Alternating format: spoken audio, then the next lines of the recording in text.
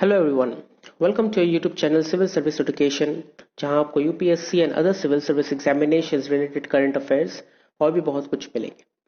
आज का हमारा टॉपिक है current affairs of 8 November 2020।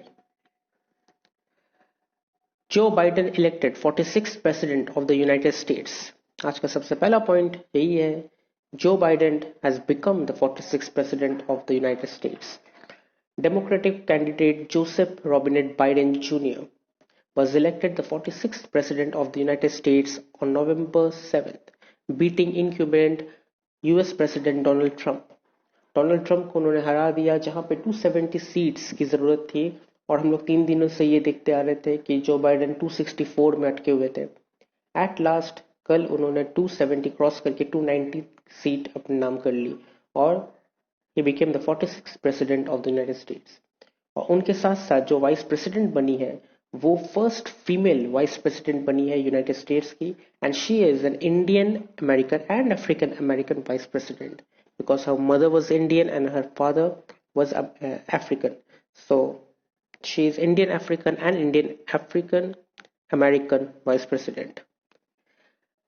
Mr. Biden will inherit from the President Trump a deeply divided country battered by coronavirus pandemic, facing high levels of unemployment and fraying race relations.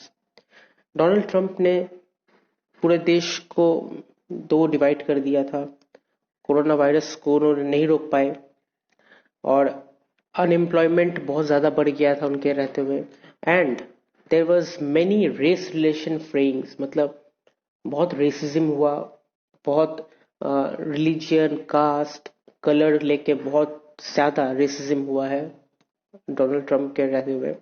So mister Biden को अब ये सब tackle करना पड़ेगा। उनको country जो divide किया गया है उससे ठीक करना पड़ेगा, कोरोना वायरस से लड़ना पड़ेगा, and he have to make sure that everybody gets a job, unemployment कोई ना रहे। और सबसे मेन जो सबसे इम्पोर्टेंट चीज़ है दैट इज रेसिज्म। उनको ये ख्याल रखना पड़ेगा कि अब कोई रेसिज्म ना रहे और जो रेसिज्म करे तो उसे करे से करे सजा मिले। Next point, India successfully launches Earth observation satellite EOS-01. India successfully launched its satellite Earth observation satellite EOS-01 and 9 customer satellites on board its polar rocket from the spaceport in Sriharikota on Saturday. India ने अपनी latest earth observation satellite जो है EOS-01 उसे launch किया है और उसके साथ साथ 9 अदर कस्टमर सैटेलाइट्स को भी लॉन्च किया है और ये लॉन्च किया गया है श्रीहरिकोटा के स्पेसपोर्ट से। This is the first mission by the Indian Space Research Organisation this year. ये साल का ये पहला मिशन है। जैसे हम लोगों ने पहले भी देखा है कि इसरो ने कहा था कि 2020 में बहुत सारे मिशन होने वाले थे, लेकिन due to corona virus pandemic and lockdown कोई भी मिशन कामयाब नहीं हो पाई। So this is the first mission of 2020.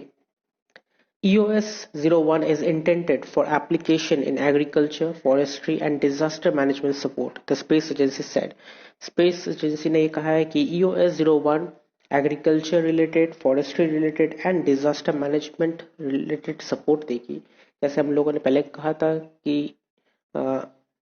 ISRO ने कहा है कि वो हेल्प करेगी with satellite. They will look कि फार्म बर्निंग कहाँ कहाँ किया जाता है, एग्रीकल्चर के साथ फॉरेस्ट्री में फॉरेस्ट को सेव करने के लिए ऊपर से नज़र रखी जाएगी और डिजास्टर मैनेजमेंट के लिए भी नज़र रखी जाएगी। The customer satellites are from Lithuania, Luxembourg and USA. और जो 9 कस्टमर सैटेलाइट्स जो लॉन्च की गई है पोलर रॉकेट के द्वारा वो है लिथुआना की 1, लुक्सेमबर्ग की 4 सैटेलाइट और यूएसए की 4 satellite. Next point, Delhi reports most virus cases. There were 5577 COVID-19 fatalities in the past 24 hours in the country, and of these, 10 states and union territories accounted for nearly 83% of the deaths, according to release issued by Union Health Ministry. Union health minister कहना है कि last 24 hours में India में 577 कोविड-19 death देखे गए हैं और ये death 10 states and union territories में हुआ है, जबकि 83% ऑफ डेथ ये 10 स्टेट्स और यूनियन टेरिटरीज में ही से है ये। और over 27.9% of the new fatalities were reported from Maharashtra. 27.9% से ज्यादा न्यू डेथ महाराष्ट्र से देखा गया है और वो है 161 death. Delhi and West Bengal second और थर्ड में आती है। दिल्ली में 64 जन मारे गए और वेस्ट बंगाल में 55 जन मारे गए। Also 77% of new cases were from 10 states and union territories. 10 states and union territories से 70% of new cases पाए गए। Delhi has overtaken Maharashtra and Kerala to report 7,178 cases in 24 hours. Last 24 hours में दिल्ली ने महाराष्ट्र और केरला को बीट कर दिया with 7,178 new cases. Kerala recorded 7,002 new cases. Next. Months after starting Chhabra rail project without India, Iran seeks help. India is not a part of Chhabra Jahidan railway at present, but as Iran begins the second phase of the 628-kilometer project, Tehran hopes New Delhi will help it procure equipment to run the rail line from the Chhabra port to the Afghan border. India Chabahar और Zahedan railway के project के part नहीं है। अभी presently ये project का part India नहीं है, लेकिन ईरान ने सेकेंड फेज बिगिन कर दिया है with 628 kilometre project. 628 kilometre project का काम ईरान ने शुरू कर दिया है सेकेंड फेज। लेकिन तेहरान अभी ये होप कर रही है कि न्यू दिल्ली से उनको हेल्प मिलेगा। जो रेल लाइन वो लोग छबार पोर्ट से अफगान बॉर्डर तक करना चाहते हैं, उसके इक्विपमेंट के लिए शायद न्यू दिल्ली से हेल्प कर सकती है। According to the senior Iranian diplomat, Iran's Port and Maritime Organization recently conveyed to India a request of cranes, tracks, switches, and signaling equipment, as well as locomotives that has had difficulty in procuring them directly due to US imposed sanctions. Iran directly ये locomotives या equipment नहीं ले सकती थी क्योंकि उनके ऊपर US का इम्पोज किया हुआ सैंक्शंस था। सो उन्होंने इंडिया से रिक्वेस्ट किया है कि वो उसे cranes, tracks, switches, signal equipment, locomotive provide करे। Iran has also asked to activate a $150 million credit line that has been offered by India during Iranian President Rouhani's visit to Delhi in 2018 to pay for the purchases. और India और Iran ये भी कहा है कि उन्हें $150 million का credit line दिया जाए, जो उनको एक्टिवेट किया जाएगा। जो उनकी जो प्रेसिडेंट है उन्होंने ये बात की थी जब वो इंडिया आए थे परचेजेस के लिए। Next point, supreme court reserves order on GST on lotteries. The Supreme Court has reserved its judgment on the constitutional validity of imposing goods and service tax on sale of lottery across the country. Lotteries के ऊपर भी GST लगाने के लिए supreme court अपना judgement को reserve कर दिया है, फिलहाल नहीं दिया है। पिटीशन फाइल किया गया है लॉटरीज डीलर के तरफ से, इंक्लूडिंग स्किल लोटो सॉल्यूशंस। उनका कहना है कि जो जीएसटी सेंट्रल जीएसटी एक्ट है वो गुड्स और कमोडिटीज के ऊपर लगाया जाता है, लॉटरीज के ऊपर नहीं, क्योंकि lotteries are not actionable claims. तो उनका ये भी कहना है कि लॉटरीज एक वैल्यूलेस पीस ऑफ पेपर है। They said lottery tickets by themselves were only valueless piece of paper and the GST council was wrong to recommend the imposition of tax on them. उनका ये कहना है कि ये तो एक वैल्यूलेस पीस ऑफ पेपर है, ये एक पेपर है, ये टिकट है, इसका कोई वैल्यू नहीं है, आप इसके ऊपर जीएसटी नहीं लगा सकते। Next point, 4 more biodiversity heritage sites for Karnataka. The Karnataka Biodiversity Board has decided to declare 4 more areas in the state as biodiversity heritage sites. Chairman of the board Anant Hegde Ashish Ashisara said that the board at the meeting last month passed a resolution to declare Antaragange Beta in Kolar, Adi Narayana Swami Beta in Chikbalapur, Mahima Ranga Beta in Nilamangala, Bengaluru, and the Urumbi area on the Kumaradhara River basin in Dakshina Kannada as biodiversity sites.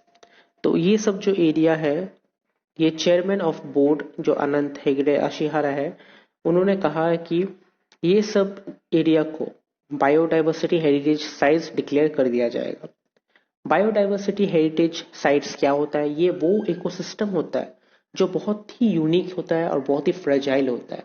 बहुत ही unique मतलब आसपास से थोड़ी अलग दिखने में होती है, और बहुत ही फ्रेजाइल मतलब ये बहुत ही नाजुक होती है और इन्हें संभाल के रखना चाहिए।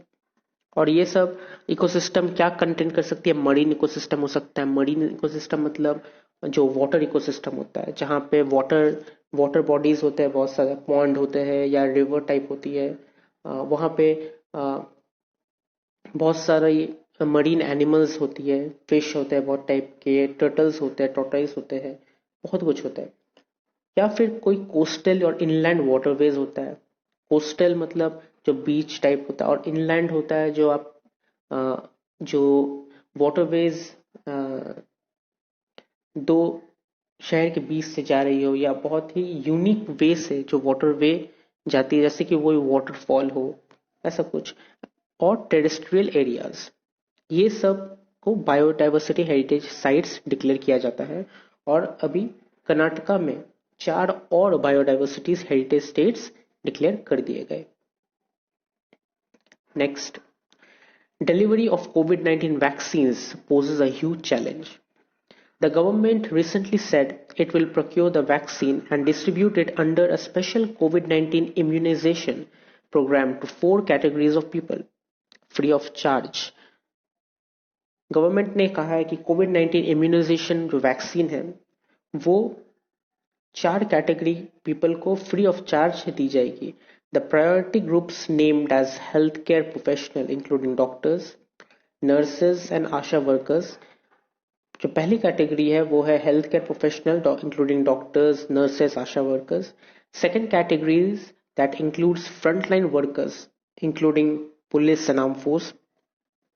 जो सेकेंड कैटेगरी में आती है वो है जो फ्रंटलाइन वर्कर्स है, उन लोग के लिए, जो पुलिस है, आर्म्ड फोर्स है। थर्ड कैटेगरी है जो जिसकी एज 50 इयर्स से ऊपर है, and finally those below 50 years of age with comorbidities. और फाइनली जो 50 इयर्स से नीचे है और जिसे कोमोबिटीज मतलब कोई भी डिजीज हो।